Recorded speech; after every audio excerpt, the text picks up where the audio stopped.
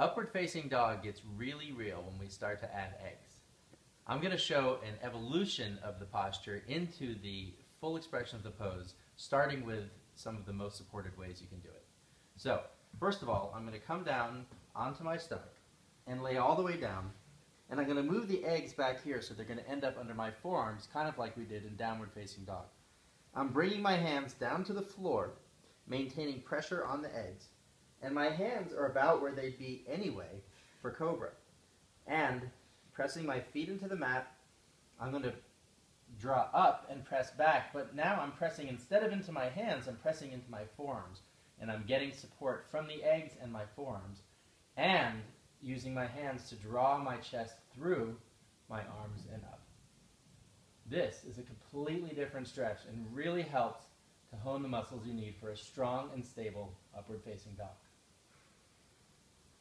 Then I'm going to do the pose even a little bit higher but more supported by bringing 3 of the softer eggs under my abdomen and hips. Okay? So, bring the eggs here, lie down. The placement of the eggs is pretty critical. Takes a couple tries. Bring the eggs down so my hips are on the eggs and the top of the egg is just below my rib cage so it's not digging into my ribs. Now, place the eggs back here. Straighten my legs. Press the tops of my feet into the mat. My hands come down to the mat. And now, when I press up, I'm supported much higher, helping to create a healthy curve in the back of my spine. And my tops of my thighs are still on the floor, getting lots of support from my legs. Still using my hands to draw my chest through. And down I come. And the last version is to move the eggs even further back so they're going to be under my thighs. And this time I'm going to put my hands on the eggs, and notice I have 2 or 3 fingers, in my case 3, on the egg, and my hand is forward of the fulcrum of the egg. So the egg will tip forward a little bit under the weight of my hands. And now I place my thighs on the eggs, bring my hands back. You want to bring your hands back farther than you think in upward facing dog.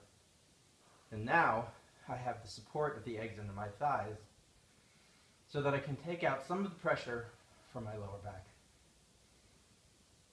And this is all working up to the final and full expression of the pose. We're starting on our chest, bringing my hands back again, really far back, much farther back than I'd think. Because when I come all the way up, I want my hands to be under my shoulders,